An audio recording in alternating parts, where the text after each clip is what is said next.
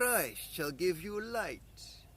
These words of the second reading of today, the fourth Sunday of Lent, are realized in the Gospel where Jesus makes the man born blind see. Indeed, Jesus Christ gives light because he is light. And so Jesus proclaims, I am the light of the world.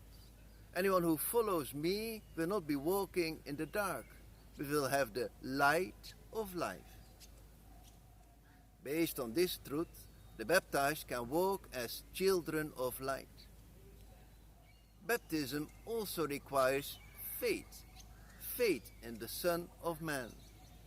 It is this faith that the man born blind expressed with the words, Lord, I believe, and he worshipped him. To see the truth and to believe in it, it is so straightforward. But still, it cannot be taken for granted, as we see with the Pharisees. The Pharisees too saw the cute blind man. The evidence was too glaring to be ignored. But still they denied it for own selfish reasons. Even worse, they tried to impose this denial on others. And so how true the saying, the challenge is to be yourself in a world that tries to make you like everyone else. The cute blind man remained himself. Better, he grew into a teacher of the truth. And so we see from the reaction of the bystanders, you were born in utter sin, and why would you teach us? Truth is the enemy of sin, in the same way as light is the enemy of darkness. Moreover, truth cannot contradict itself.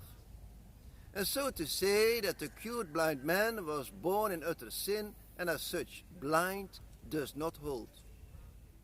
And that is the point Jesus wants to make by saying, it was not that this man sinned and so was blind.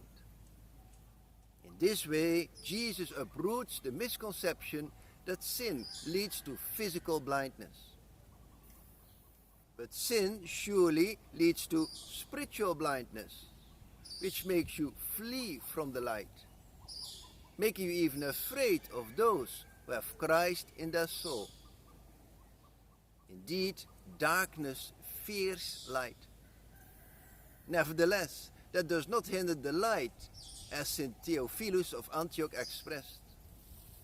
The light of the sun does not fail to shine just because the blind do not see. You cannot suppress the truth.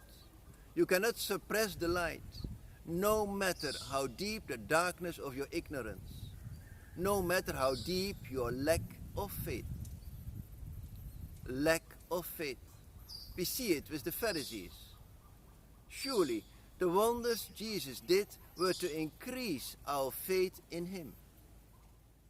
This shows that the object of faith is a person, and not just any person, but the person of God, Jesus Christ, who is the truth. Our faith in Jesus Christ is first a gift of God, and secondly, a free choice. And so we can say that faith is a response to the gift of grace, which is the gift of God. The free choice expressed in the response of the Pharisees to Jesus' remark, I came that those who do not see may see, shows that they were not willing to be raised to the level of faith in him. They simply expressed, we see, and so their guilt remained. As for the cute blind man, we can say that he was born anew in different ways. His eyesight was physically restored, and he had received a flourishing gift of faith. A deepening faith, which looks upon Jesus, first as a man, then as a prophet, and finally as the Lord, the Son of Man, to be believed and worshipped. all the more a reason to rejoice with the cured blind man. And to joy we are called, as Jesus said, that my own joy may be in you, and your joy be complete. Not that this joy just comes over us. We have to enter into it. Come, says the Lord, enter into the joy of your Lord. This entering requires a willful action from our side, a willingness refused by the Pharisees. But how is that for you? How good are you in entering in the joy of your brother or sister, where there is a healing, a newborn, or promotion, reason for joy or envy? When we rejoice with the cured blind man, we rejoice with the presence of the Lord.